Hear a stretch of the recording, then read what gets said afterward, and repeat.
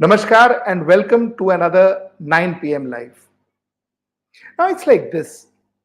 If you have to vote diligently, if you have to vote for the right candidate, it is imperative that you need to know, you have to have a working knowledge of your constitution. You need to know your right, you need to know your responsibilities, very important. Acha, when you talk about constitution, then you need to know judiciary functions. You need to know how the executive functions. You need to know how your good legislature functions. So this also is important. Now, through and through, we have been talking about the functioning of these bodies. Then there are few people who you can always refer to find out in a very simple fashion and very well articulated and very clear and honest. There are few people in this country who you can refer to, and one of those is my guest today, and that is Mr. Anil Swarup. And I'm going to talk about a beautiful book that he has written, which is called as Encounters with Politician. That's my title also, Encounters with Politician. So let's talk to Mr. Anil Swarup, IAS, who is a senior bureaucrat, celebrated bureaucrat, and let us understand how does this entire bureaucracy works, and let's understand a lot of things that are very interesting from his book. Let's get right into the show.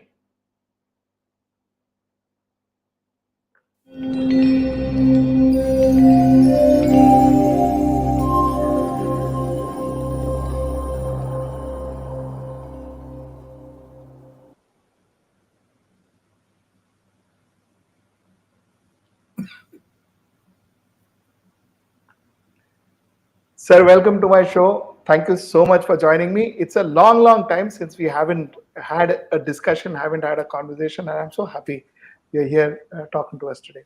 It's a pleasure to be here with you again. Sir, before I get into all these complicated questions and before I get into a lot of things that you've written in your books, I want to ask a very simple question, sir. Sir, normally, more often than not, are encounters with politicians good? I mean, are they memorable? Are they nice, or would you like to forget them? I have looked at the entire set of interactions with politicians very differently in my book. And I have said that if there was any problem, it was with me. Politicians are what they are. I can't do a nut to them.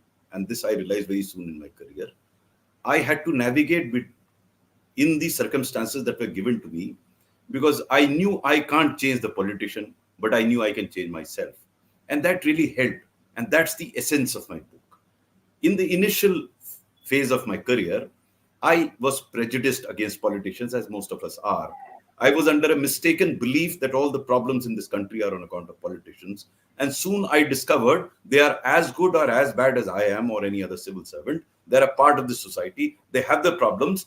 But fortunately, I came across some very outstanding politicians from whom I learned a lot. I did have a few rascals and ruffians as my bosses during my career, but that could be true of any organization. There would be good, bad, and ugly people, and that is true of politicians also. So I had a very, very interesting sort of period with variety of politicians, as I said, ranging from good, bad, and ugly. I thoroughly enjoyed them, but gradually I realized, how should I interact with them to get the best out of them? That's the bottom line. They are what they are, but my job was to get the best out of them. As always, so well articulated. Sir, DM Sahib, why have you arrested and imprisoned my district president? How was that situation, sir? Please explain. It was very interesting. The Ram Janmabhoomi agitation was on, and because of my reputation, the district was quiet. Everything was quiet. Everyone knew that I would not care for which political party a person belonged to. If he was doing anything wrong, I'll put him behind the bars. That was very clear in my mind. And the world also knew about it. The beauty about the IS is that your reputation precedes you when you are posted there. So that being so, I had a great time in that district till such time that a murder took place. And when the murder took place, this gentleman, the district president of the ruling party, wanted to take out a funeral procession. As you know, everyone wants to make political currency out of any incident that happens. It's more often now than it was before, but at that point in time also, there were such politicians who wanted to milk everything out of it. So I tried to explain to him that it is your own government. If you take out this funeral procession in this charged environment, there will be riots here. But he insisted that he will take it out. So I had no option. I put him behind the bars. That is when late in the night, the then chief minister, he called me up कि DM साहब आपने हमारे अध्यक्ष जी को बंद कर दिया. So I gave him the entire background. I said, it's your government and everything is fine in the district. And you can imagine if this is allowed, and the conversation was in Hindi, then there will be communal riots. So then he said, he looked a bit annoyed. He said, कोई तरीका निकालिए उनको छोड़ने का. So I told him, sir, it is better if you speak to him, or somebody from Lucknow spoke to him, telling him the consequences of taking out the funeral procession. The chief minister did not respond. He banged the phone down. So I thought that I would be transferred out or maybe suspended for doing what I did. But as luck would have it, next morning, I got a message that this gentleman is now ready not to take out the procession. Probably someone had spoken. I don't know. Probably someone would have spoken to him. And he decided that he will not take out a funeral procession. I got him released immediately because I had nothing personal against him. But the best bit was, a few months down the line, the same chief minister who appeared so annoyed with me gave me the award of one of the finest district magistrates in the state. That's how life is in the civil service. Sir, you had a lot of encounters with Mr. Mulam Singh. You wrote about PIC UP. And how you managed PIC UP, and how you were very clear you are not going to kind of give any laxity to them. Sir, explain that to us, sir. I came to admire Mulam Singh Yadav. You know why? Because he may have had whatever reputation he had, but with me personally, like as district magistrate, I had virtually disobeyed him and he gave me an award. So I came to admire him. And then immediately after district, his government fell, and I became Special Secretary and Director Information to Mr. Kalyan Singh, his direct opponent, so to say. I became his director. And then when the Babri Masjid fell and he came back to power, he did not victimize me or anything. In fact, I was given a good job of Executive Director of Udyog Bandhu, and I took him to London, So I have always felt it doesn't matter who you work with, so long as you're professional. When I was Managing Director Pickup much later in my career, then as luck would have it, Mulam Singh Yadav was again the Chief Minister. And Pickup had been making losses for 7 years. But on account of an excellent team that I had, we were turning it around. And in fact, it turned around. So when it turns around, then many people become interested in it. And one of the person who got interested was Amar Singh. And Amar Singh had his own connections, late Amar Singh. So he was putting pressure on me to do something illegal in the context of a particular defaulter of Pickup. We were taking action against him, against the person who was a defaulter, and he wanted us not to take action. So I heard him out, but I didn't do anything. I continued the action. So he got very annoyed. And he went on to complain to Mulam Singh Yadav. And I still don't know why I was not shifted out. I was shocked, because normally whatever Amar Singh say, what he said was law, and everyone did it. I remember then Chief Secretary telling me, Anil, तुम्हारा क्या पकड़ है Chief Minister पर? अमर सिंह 2 बार कह चुके हैं उनसे तुम्हारे ट्रांसफर के लिए, लेकिन आगे वो मुझसे कुछ नहीं कहते तुम्हें हटाने के लिए. I don't know what was the background, why Mulam Singh ji wanted me to continue as MD Pickup. Every time Amar Singh complained to him, Mulam Singh Yadav used to call me. And the manner in which he spoke, I didn't understand half of it. But I could hear Amar Singh something. And he never transferred me. I used to explain to him कि साहब Pickup में ये अच्छा हो रहा है, ये अच्छा हो रहा है. हाँ बहुत अच्छा कुछ मैं बात करो अमर सिंह की बात. मैं बात क्यों नहीं करता? बस इतना समझ में आता था मुझे. मैं तो बात करता नहीं था. But I continued as MD Pickup for a while. Sir, before I get into some other incident, I want to ask you this question, sir. A lot of people talk about politics getting degenerated, leaders getting degenerated. Has that happened, or is it just a lot of people saying always कि पहले के ज़माने में ऐसा था, अभी ऐसा है, वगैरह? We are very fond of recollecting our golden past. Each one of us is. Yes. I think there were infirmities then, there were infirmities now. Now it's a subjective judgment whether it is worse than before or better than before. Initial part of my career, I used to get into this debate. Now I don't get into it. I was very focused on what I could do. I mean, in that sense, I was a bit selfish, that I couldn't care about the world at large, but whether I could do what I ought to do. And I'm convinced that even in the present set of circumstances, if a civil servant so decides, he can still do a lot of work.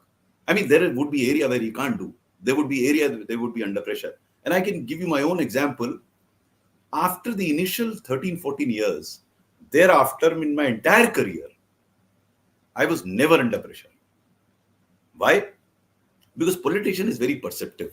He knows that this guy will not do anything wrong. They don't tell you to do anything wrong.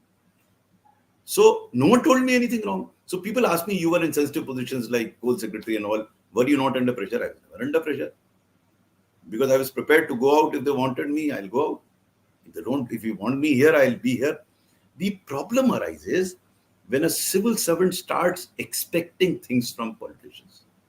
You have your own desires, and hence you want to curry favor. That is where the problem is. Second, the problem arises when you are inefficient and only honest. I've seen many honest officers who don't deliver, who keep saying that I've been transferred 40, 50 times without introspecting whether in those transfers it was always somebody else's fault or your own fault. Even I used to get transferred in the beginning. Then I realized I'm unnecessarily fighting with politicians. So I came to the following conclusion very clearly, and that helped me. If a politician tells me anything wrong under the law, I will not do it. Come what may. If he asks me to do something which is right and within law, I used to do it immediately and as early as possible and actually inform him. So that gave me a reputation. Galat kaam to nahi karega, sahi kaam turant kar dega. That helped. Of course, there is a gray area where you have to think in terms of whether you should do or not. But what I'm saying is, what stops an honest officer to be efficient? The problem with some of the honest officers is not all, that they are honesty full stop. And that's where the problem is. And many of us who believe that we have been transferred refuse to introspect. They only keep blaming others. You know, there is an Urdu couplet which is attributed to Ghalib. It is not Ghalib, but it is attributed. Very meaningful. Umr bhar yahi bhool karta raha Ghalib, dhool chehre pe thi aina malta raha. No, this is not Ghalib. But I think the message is very clear. Some of us suffer from that. We feel that we are being persecuted by the world at large. The entire world is dishonest. I'm the only honest person around. Unless I give certificate to other people, they are also dishonest. How can you work in a situation like this? You know, we exist in a world which is gray in nature, not black and white. So you have to find your way through without doing anything which is illegal. I keep saying you are not supposed to do anything against the law or rule. But there is a huge area beyond it where you can do. And I have always felt if you can do or if you deliver what you do, then despite the fact that you are honest, you will be in demand. Some people say, no. An honest and an efficient officer is still demanded by the government. Not only one government, all the governments. But he has to be efficient. Honesty alone is not enough, as I've written in my book. Sir, for a bureaucrat, maintaining relationship also becomes very important. I learned that from your book. You know, you spoke about September 2014, where you had to get that Rajya Sabha, you had to literally lobby to get those Rajya Sabha votes. And you did that for Mr. Arun Jaitley. See, you are absolutely correct. You know, you don't have to fight with people around you to demonstrate that you are honest. No, some people say, I have to show that I'm honest. So I keep fighting with everybody. No, maintain a relationship because your official work gets done through those relationships. It was not only Mr. Arun Jaitley. In fact, Arun Jaitley was a great soul. I mean, you can't think of a person who's such a huge consensus builder. Even with Mr. Mallikarjun Kharge, another very fine politician, totally different political party, but we got, so to say, I got to make him commit that they will not come to the well of the house. Obviously, they voted against the bill. But by not coming to the well of the house, they allowed it to be debated and voted, in which the bill got cleared. So, as a civil servant, many of us do manipulate for our own personal work. But how about, manipulation is not the right word, how about working around to get your official things going? Why not? Maintain a relationship for official work. In the 38 years of my career, I didn't go to any politician for any personal favor. But I used to go to a lot of politicians for official work, a lot of them. And cultivating politician for official work, phenomenal. So when I met Mr. Naveen Patnaik, he agreed with me. When I went to West Bengal, though I didn't meet Mamata Banerjee, through officers I got her to do things. Then Mr. Yogi Adityanath, when I was school secretary, I went to him for a very contentious, difficult issues. He agreed. I went to Chief Minister of Rajasthan, Vasundhara Raje Scindia. She agreed. So it's a question of you maintain that relationship. Why should you fight? Why should you deem that every politician is corrupt? So be it. I'm saying if someone is corrupt, so be it. I can't make him honest. No, I have to get my honest work done from him. So if I can get a dishonest man to do my honest work, I'm happy with it. I'm not here to change the whole world. Some of us run into problem because before changing ourselves, as the great man said, be the change you wish to see in the world, they start changing others. And you start feeling frustrated because X is dishonest, Y is dishonest. अरे वो है तो है यार, हम क्या कर लेंगे उसका? हमें अपना काम कराना है ना? Let us move it around. And another thing, I have yet to come across a perfect individual, either as a bureaucrat or in the media or politician. Everyone has his problems. But I don't have to establish a personal relationship with that guy to see that he's a perfect man. I have to get my work done, which is a legitimate, genuine work. So I don't have to fight his dishonesty. I have to see if I can get the work done, which benefits world at large. So I initially did that. I used to fight with politicians because I thought he's wrong, so he cannot be right. No, it doesn't happen. Look at Ravana. Why was Lakshman sent to Ravana? Because he also had some positive qualities. So gradually I started understanding that every individual has certain positives. So let us try and get the best out of him. Because I can't change him. So, but at least I can learn or make use of his positive aspect. I did that with a number of politicians. Sir, I just wanted to, no names, I don't want to make this conversation a political conversation, but sir, just to know, what was the experience with your worst political leader that you ever met, without naming anybody? One minister who was so downright corrupt. I had taken as secretary horticulture. I've given that instance in my book. Yeah. So this minister sends me a written order, 2-line order, asking me to suspend a deputy director. Now, he was legally authorized to suspend him, so the order was not illegal. But he had not given any reason in that order as to why should he be suspended. He said, so and so ko nilambit kar diye, suspend kar diye. So I rang him up, I asked him, Sahab, you've asked me to suspend him, but what is the reason? So he comes up with a very stupid reason. He tells me, wo mujhse milne nahi aaya, he has not come to meet me. I said, sir, this is too small a reason to suspend somebody. I'll ask the officer, he'll meet you. He had kept the phone down, so I don't know what registered. So I found out about that officer. And everyone told me he's honest and efficient. So there's a greater dilemma for me. How do I save him? So I called that officer. I asked him, why don't you go and meet the minister? The minister wants me to suspend you. So the answer that he gives set me thinking. He tells me, sir, I have met him on a number of occasions, but the manner in which he wants to meet me, I have not been able to meet him. So minister probably wanted some money from him. As I described in my book, Nazrana. I've said 3 types of corruption: Nazrana, Shukrana, Jabrana. So he probably wanted some Nazrana. And this officer said, sir, I don't have money to give to anyone. How can I give it to the minister? So now the dilemma was greater. How do I save him? So I looked at the rules and I found that if I disagreed with the minister on any issue, I could route the file through the chief secretary. So chief secretary was a very fine officer. So I spoke to him, gave him the background. He said very casually, yaar, file mujhe bhej do, fir dekhenge.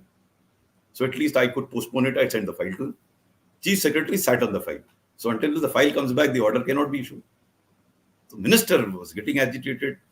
He asked me twice. I told him the file Mukh Sachiv ko gayi hai. So he then went and met the chief minister. I don't know what transpired between them. I was transferred out. Oh. So as soon as I was transferred, chief secretary was very upset. He called me and tells me, देखो उसको बचाने के चक्कर में तुम्हारा transfer हो गया. I said, sir, क्यों परेशान होते हैं? For a civil servant, transfer is like death. It is inevitable. Why worry about what is inevitable? And then I added and said, sir, in any case, sir, I believe in Hindu philosophy. I'll be reborn. You're not throwing me out of service. You'll post me somewhere else. I'll do my job there. So he started laughing. So, my approach to transfer underwent a change. I remember in the initial part of my career when I was transferred out, I was very upset. Gradually, I realized it's not in my hands. I will not try to deliberately annoy somebody. But if I do get transferred and doing the right thing, so be it. It's a normal course of things. So I came to understand the circumstances much better as I grew up. And hence, my fights with ministers, politicians came down dramatically. I was not unnecessarily fighting with them. I was not prejudiced against them. Because I think, as I keep saying, I don't know whether there was problem with them or not, but I discovered there was certainly a problem with me. Because if I look at anybody, leave alone politician, with prejudice, then my conversation will be in a different tone, which was not appropriate. Correct. Sir, this entire concept about interdependence is always good. You need each other. But this thing about, a bureaucrat, the executive under the clutches of the politician. How good is this, sir? No, I don't think he's under the clutches. A lot depends on the civil servant. As I keep saying, I can keep condemning the politician for doing this, that. I'm not trying to defend them. There are politicians who behave that way. But a lot depends on the concerned civil servant. Civil servant with his maturity can demonstrate very clearly that things can happen efficiently. Yes, in some cases it may not work. The minister may insist you do this, you do this. Fair enough. I had these problems with some of the ministers, so I got transferred. Fair enough. That's how life is. But in majority of the cases, when I look back at my career, I could safely say in 85 to 90% of cases, I could make the politician agree to my point of view. That's a huge number. Absolutely. Now, if the politician overrules me on 10-15% cases, we are living in a democracy. We should go by it. Now, this is not to say that with some politicians, there was ongoing battle regularly, because the politician didn't understand, like the one that I mentioned. So be it. That's it. But I would not make an effort to annoy him, which I was trying to do by taking a high moral ground and saying that all politicians are badmash, which is wrong.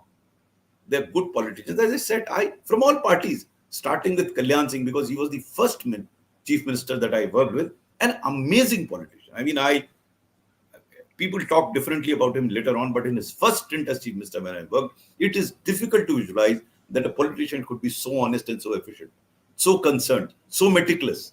And then I had to work with Mayawati. And thereafter, I had to work with I had the privilege of working with fantastic ministers like Oscar Fernandez, Mallikarjun Kharge, Prakash Javadekar, different political parties, outstanding people. Similarly, there was this minister I told you who's a rascal. So it takes all types to make this world. No, it depends on me. And over a period of time, if a bureaucrat can develop a reputation that he's a no-nonsense man, he will not do anything wrong, maybe the politician will not consider you for a so-called sensitive post. तो मैंने ठेका थोड़ी ना लिया कि मेरा अधिकार है किसी पोस्ट पे जाने का. For an IAS officer, I can't talk about other services. My experience as an IAS officer, every post is great because everywhere you're heading somewhere, no? Even as joint secretary, you're heading a particular section. You can do a lot. आप क्यों चिंता में लगे हुए देश को संभालने में? प्रॉब्लम वही हो जाती है. मैं अक्सर मजाक में कहता हूं कि अगर आपको रेवोल्यूशन लाना है तो झाड़ू पकड़ के पॉलिटिकल पार्टी ज्वाइन कर लीजिए. आप क्यों परेशान हो रहे हैं यहाँ पे? You do your job. If you can do what you can, that can will grow. So instead of focusing on what you can, you start worrying about what you can't, and hence you don't do what you can. So focus on what you can. I keep saying that. There is an American monk by the name of Reinhold Niebuhr. This dawned on me much later, not in the initial part of my career. Lord, grant me the serenity to accept things I cannot change, courage to change things that I can, and the wisdom to understand the difference between the two. So I keep saying there is a lot that at least an IAS officer can do, even today. So instead of focusing on what you can, you keep bothering about what you can't. I am not saying that it's ideal. No situation is ideal where whatever you want will happen. Every situation will be limitations. Sir, when you work with people, like you spoke about in your book, you spoke about Kalyan Singh, you spoke about Mallikarjun Kharge, you spoke about Mulam Singh Yadav. Sir, when you work with one particular politician, with one particular party, and when you go to the next politician, are there any kind of animosity, any kind of कि भाई तुम वो camp के हो या? You've raised a very important question. Depends on what sort of a person you are. If you are perceived as a professional, then you work as a professional, you are treated like a professional. So when Dr. Manmohan Singh and P. Chidantaram picked me to head the project monitoring group in the cabinet secretariat in the UPA government, they must have seen something in me when they picked it up. And immediately thereafter, Mr. Modi picks me up as co-secretary. Now, these are two different governments. Both, fortunately, were treating me as a professional, not as a party man. Some of us tried to become party men while in service and later on obviously join politics. that is one way of, I'm not criticizing them. They think that is a better way of going about it. I prided in being treated as a professional, not a quasi politician. And I enjoyed that. And I would love to enjoy, even now when I write articles and when I praise Mr. Modi, the Congress people think that I have become a bhakt. When I criticize him, the BJP people think that I have become anti-national. So they have their own views because they see only in,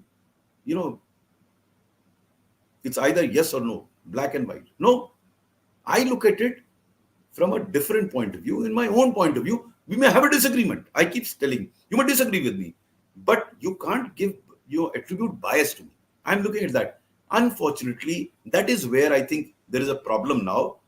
We are looking at it in binaries, either right or wrong. No, it doesn't work.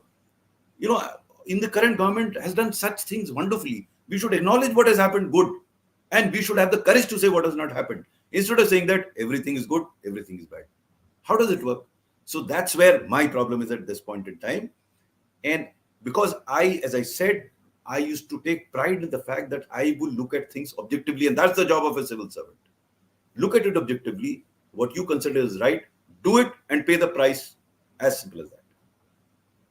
Sir, most of the civil servants, this is my opinion, sir, I could be wrong. Most of the civil servants at some point in time stops learning. And then that civil servant tries to become friendless, but philosopher and guide. Because somewhere down the line, I think, a senior bureaucrat normally considers himself to be enlightened, himself or herself to be enlightened. So he or she seems to know everything. Sir, does a civil servant stop learning at some point of his? I don't think so. I have seen so many civil servants, and I interact with a lot of them, even after retirement. I mean, I can give you examples after example. I keep interacting with them because I feel inspired from them. Look at Mr. Anurag Goyal. I mean, many years, he was 7 years senior to me. He's still learning. He still wants to learn. Mr. P.K. Hota, former health secretary, again 7-8 years senior to me. He still wants to learn. And he asks me, Anil, ye batao kya ho raha hai? Kaise ho raha hai? So, lot many officers attempt to learn. But there are some officers, as you rightly say, who think that I have arrived. And not as secretary government of India. They arrive as soon as they get into the IS. So they think I have arrived. They do a disservice to the nation. They do disservice to the service. They do disservice to the people. But then there are P.K. Hotas, there are Anurag Goyals, and many of such. I've given you just 2 examples who are learning even today, 7, 10, 15, 12 years after retirement. So I don't think generalizing it would be correct. Unfortunately, the visible ones are ones who feel that they have arrived. Anurag Goyals and P.K. Hotas, in the background, they're learning. They still learn. Correct. So there are many of them. I've just given you 2 names, and I've been inspired. I mean, these people have inspired me into believing that at every point in time you're learning. There is never ever a situation when you should feel or you can feel that you've arrived. And it's such a pleasant feeling when you're still learning. I don't know how do people feel when they feel they have arrived. I don't know whether it's Samam Bonam or Nirvana, but I have enjoyed this journey and I continue to enjoy this journey as a learner. So when I get more information, more analysis, more understanding, it gives me a kick. And I feel the thrill of a child, as the Japanese concept, no social, that you feel like a child and you want to learn. And when you learn, you enjoy it. I feel kicked. Sir, tell me, when you what motivates a civil servant? See, end of the day, once you're IAS, once you pass the UPSC, once you're in, and then you just go 5 years, 5 years, 5 years, you get your promotion, whatever, 4, 5, whatever years, you start getting your promotion. Sir, is there a point wherein there has to be some kind of a line wherein you need to readdress your talents, you need to re-express whatever you've learned, maybe another a test that ensures that you are dependent on your own capability other than dependent on a minister to promote you or to transfer you? Would that No, I look at it differently. It's a question of what gives you a sense of satisfaction. I've used the term kick in my book. What gives you a kick? For some people, making money gives them a kick. Fair enough. They'll pay a price someday, or may not be pay a price. That's their outlook. What gave me a kick was a sense of satisfaction derived out of helping helpless people. And I've narrated a number of stories in my book. I called them my Bharat Ratna. They were my Bharat Ratna motive. When I narrate such stories even today, it gives me goosebumps. What could be better than that? Jo paave wahi jane. Because people who have not got this feeling or felt this will never understand the pleasure of this. The immense amount of happiness that you get as a consequence of helping who's helpless. And that is an opportunity that the IS gives you, which no one else. Look at this scheme called RSBY, which is now morphed into Ayushman Bharat. 350 million people getting benefited out of it. And I distinctly remember this question being asked of me when I got to Washington to explain to Obama's team what this scheme is. And a member from Gates Foundation asked me, Mr. Swarup, you seem to be very passionate about this scheme. What is the government giving you beyond your salary? It's an amazing thing.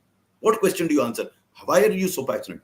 And I paused and I asked him a counter question. I asked him, Gates Foundation gives millions of dollars to poor country. What do they get out of it?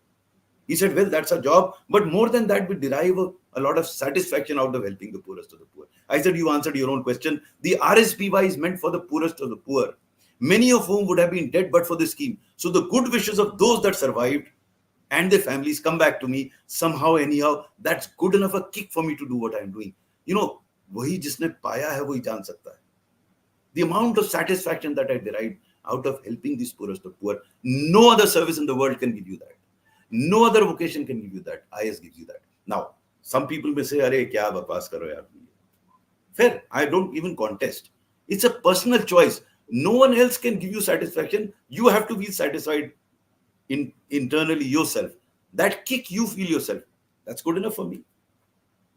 So tell me then, what about this? Lot of people now talk about direct recruitments, recruitment from corporate world to IAS to civil service. Do you think it's going to work? Is it a good idea? See, first of all, we must understand why are we getting them. Because for every action, we have to understand the why of it. If the why is for getting expertise, I disagree. Because to me, the problem with the IS is not expertise. The real problem of the IS is attitude. You can outsource expertise, but you can't outsource attitude. Now, what is the determinant of that attitude from the person that you're getting in? You're getting in as an expert. Expertise you can always, I mean, as coal secretary, I didn't know about coal, but I got experts to help me and it worked beautifully. But if I have a negative attitude, whether we expert or not, it doesn't work. So the key question is the attitude. No one is addressing this part. Everyone is busy making them expert, because the real problem, like I said it from insider, now as an outsider, I'm absolutely convinced the problem with the IS is not expertise. By making them expert, you're not solving a problem. In fact, you might end up creating a problem, because an IS officer will never become a real expert. He'll continue to fight with the expert if he doesn't have the attitude. If he has that attitude, then he will get that expertise. You don't have to be an expert. As coal secretary, I didn't really need to know the difference between one variety of coal and another variety of coal. No, I had to manage the environment. I had to become an enabler. I had to become a facilitator. I had to value add. I had to do things which the expert cannot do. So the arrangement between Coal India and us was, you dig the coal because I can't. I will manage the states because I'm in touch with the states. That's my value to it. And it worked beautifully. We sorted the coal problem, not because I dug the coal and they interacted with the states. They dug the coal and I interacted with the states. So the key here is your attitude. And it is not even being discussed. Everyone is talking about expertise. Make him a finance expert. Tell me, what expertise should a finance secretary have? Should he have a budget expertise or insurance expertise or banking expertise? I mean, there are so many areas of expertise. How will that help? No. I understand that if he's qualified from UPSC, he will have sufficient gray matter to have domain knowledge. That's good enough. You don't have to have expertise. If he is worth his salt and if he has the right gray matter, it won't take him a month to get the domain knowledge. And I have worked in different domains. It doesn't take that long to understand. But I have always said, don't become an expert, then you'll fight with an expert, because you will never become an expert. You will think that you're an expert, as some IS officers do even now, and fight with an expert. No, enable an expert to perform rather than compete with his expertise. I think this is very, very wrong approach that we're adopting of making IS officers expert. No, we should work on their attitude. And I've written a full chapter in my book that while selection attitude should be assessed, today there are tools available to do it. While training at the academy, their attempt should be made to change their attitude, to turn them into positive people with positive attitude, because they can destroy a department. If they're experts, they don't have the right attitude, they will destroy the department. If they have the right attitude, they will acquire domain knowledge, they will get those people, they will enable them, they will facilitate them, they'll be much better performers. Sir, there is a very interesting question from Rohan, one of our viewers. But before that question, I want to just ask you one question and then we'll get to his question. Sir, this entire concept of attitude, which so you explained it so well. Now, this is what I was talking to you about. Attitude. Civil services, UPSC's administration talks about sustainable models, talks about systems in place. What is the system that UPSC has put into place to ensure that a civil servant develops this concept of attitude, the right attitude? It's not very difficult. For selecting into army, they have a long SSB test, no? 2-day long, 3-day long. They make very psychological test. And what he becomes a captain, major, lieutenant colonel. You are selecting a person who's going to become a district magistrate. You are selecting a person who will become Secretary Government of India. You are selecting a person who's head of the department and you interview him for 20-25 minutes. Does it work? Why can't similar tools be used for making a psychological assessment of that individual? We don't do that because it will take time. No, I don't spend time half a day with a person who's going to wreck the lives of the rest of the district or wherever he goes, and he says half an hour is sufficient. I am not saying that the written exam is not required. It is required because you are testing certain attributes. But look at what we do. We have put in an ethics paper to assess whether that person is ethical or not. How in the hell with an ethics paper assesses ethical attributes? But mind you, today there are tools available to make an assessment of the attitude of an individual. There are psychological tools available. But it takes more time. It can't be done in 25 minutes. So at least for the IS, and that's I'm convinced, because an audit and accounts officer may not require that attitude. As an IS officer who has to work in variety of fields, who has to interact with so many people, he must have those leadership attributes. He must have this attitude. You can make that assessment. You will still go wrong in about 20% cases, but 80% of cases you will be right. It's worth trying. Sir, there's a very interesting question that a viewer of ours has asked. He said, sir, would a retired IAS officer be doing disservice if he gives views on political parties instead of policies? Will he be doing disservice? Is there anything wrong ethically doing that? See, a retired officer is like common citizen. He should speak the way he wants to speak. Why should he be restricted just because he's been IAS? He should speak Correct. Politics. If he likes, he should talk about politics. If he likes, he should talk about policy. Why should you restrict an IAS officer just because he was IAS somewhere? You restrict him from making a speech. Why not? Now you are Correct. a common citizen. Why should Correct. a common citizen be allowed to speak the way he wants to speak? Why do you want But to restrict him? sir, I guess, sir, a lot of us think a certain information that you have, the insights that you have about the government, some parties, some politicians, that could give you that, that information. Whether if you talk about it, would that be? It's not a national secret. Why should an interaction with a politician be treated as a national secret? It is not. In fact, if you openly discuss, you will look at solutions to those issues. You ask me such questions.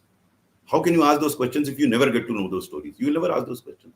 These issues will never be debated and will never be settled, or there will be no improvement because everyone has clamped up. You get to know the inside story and then you start discussing. Like I'm telling you that it is wrong to blame politicians for everything. No, I could have kept shut. Many of my colleagues will continue to say it's because of politicians and everything is going wrong. In a democracy, it needs to be debated whether it is right to blame the politician for every wrong happening in the society. My considered view is it's no. Yes, they are to be blamed. I'm not saying they aren't. But to blame them squarely for every wrong, it is wrong. And that is why it is necessary to discuss, not scandalize it, but it is necessary to discuss the interrelationship between civil servant and politician, because that's where the real dynamics is. That's where the real movement would be. That's where the real improvement can be. Otherwise, it will be a black box. No one will get to know what's happening there. I think it needs to be discussed. Obviously, personal things need not be discussed. So what has happened at personal level? What has happened on the official level? I would believe it should be discussed. But at a personal level, if someone has personal problems, some people do that. I mean, if you read my entire book, I have not touched about any personal aspect of any politician. I have only said what I saw myself as an officer. You may disagree. Many people disagree. But that's what I firsthand saw. I am not even conjecturing in my book Encounters Politician as to whether it's right or wrong. I'm saying what I saw. It's like personally seeing it. Some people disagree with it, which is very fair. That's how democracy is. You don't agree with everything. Sir, you spoke about arresting somebody. You spoke about arresting somebody as a district magistrate. Sir, IAS is supposed to be administrative services. IPS is supposed to be police service. So police is supposed to protect, arrest, guard the law, and IA is supposed to administer. Somewhere down the line, sir, we have seen this line blurring between the IAS and the IPS, because a lot of IAS gets involved in protection and. Yeah, I mean, IPS doesn't get that chance. I guess more often than not, they're into protection. So why this line is blurring, sir, and why No, so don't we have? the roles are very clearly defined. So district magistrate is head of the criminal administration in the district. It's as simple as that. That's the CRPC. If that is the case, he has to do it. But obviously, the DM will not go into investigation of crime. That's done by the police. But if there is law and order problem, then if there is not a commissioner system where they have the entire jurisdiction, if a district magistrate exists and the police commissioner system is not there, it's the responsibility of the district magistrate, the law and order. So he has to indulge in it. So, it is not someone likes or dislikes. The law defines what you have got to do. That's what CRPC says. And that's how it is defined. District magistrate appears in CRPC. So if a notice has to be issued, if a warrant has to be issued under 107(16) CRPC, then it has to be issued by the sub-divisional magistrate or the district magistrate, as the case may be. If a curfew has to be imposed or restriction in movement has to be imposed, where there is a commissioner, police commissioner, he'll issue it. CRPC said, where police commissioner is not there, this order will be issued by the district magistrate. So that's how it is. That's what laid down in the law. And it's very clear. That's how it works. Sir, what's your opinion about post-retirement jobs? I am very clear. I have again written in my book. My contention is that I think civil servants acquire a lot of knowledge, experience in the service, so they should not be deprived of post-retirement job. But civil servant in their own dignity, especially secretaries to Government of India, should not apply for a job, much less canvass for a job. I've seen officers not only applying, canvassing for a job, which means that while in service, they're going to curry favor, they're going to do favors to somebody in the hope of getting assignment. So I'm not against civil servant getting assignments, which they should because they have had that experience. I'm not against it. But civil servants should themselves neither apply. There could be a nomination system, they can examine it, and then they could be called for work. As it happens in the World Bank at senior positions, you don't apply for it. There is a conversation, they agree, and then he joins. Similar sort of a thing should happen here. But anybody holding constitutional position, whether it's a High Court judge, Supreme Court judge, election commissioner, anybody holding constitutional position should not take any assignment thereafter. The difference is very simple. In constitutional positions, you are sitting as a judge. You're deciding between two parties. You're not doing government job. You're deciding. And then their justice should not only be done, it should appear to have been done. So, for example, if a judge gives certain decisions in a particular manner and the government employs him, so to say, thereafter, then it will be presumed that his judgments were biased. And recent evidence does indicate that there is a judge who holds a press conference against the Chief Justice of India. If you and I did that, we would be behind the bars. But he becomes Chief Justice of India. Can it ever happen elsewhere in the world? Even in India, it can't happen in future because this was amazing. And then there is a sexual harassment case against him. And there is a compromise in sexual harassment case. How can there be a compromise in sexual harassment case? Because either the woman is wrong or the judge was wrong. Yes. Both cannot be right, both cannot be wrong. One has to be wrong. In a compromise, no one was wrong. It can't happen, but there was a compromise. And lo and behold, he becomes a member of parliament. So, what impression? I don't know whether he actually did it or not. I have no evidence to that. But it creates an impression that he was presiding over very sensitive issues in which he gave his judgment. And then he got, so to say, favored by the government. So, it does not leave a good taste in the mouth. There is nothing legally wrong in what was done. No one can go to a court of law and that it was illegal. No, it is legal. That's where ethics comes in. That's where value systems come in. And if you allow this to happen, it will continue. The institution will get destroyed. Sir, my last question to you, and a slightly personal one. Sir, if you were to come back, do you think you would, if you were to be offered a secretary's job once again, an IAS job, or maybe CEO of Pepsi, which job would you pick up? CEO of? Pepsi or whatever, Pepsi, No, Coke, or surely. Nike. There is no comparison. I've written in my book, if I were to be born again, I'd like to be an IAS officer all over. There's no question. Absolutely no question. Why There is is that, no sir? Why is that? Why is because of that? the sheer scope of the work that you have in the civil service. Amazing scope. I gave you an example.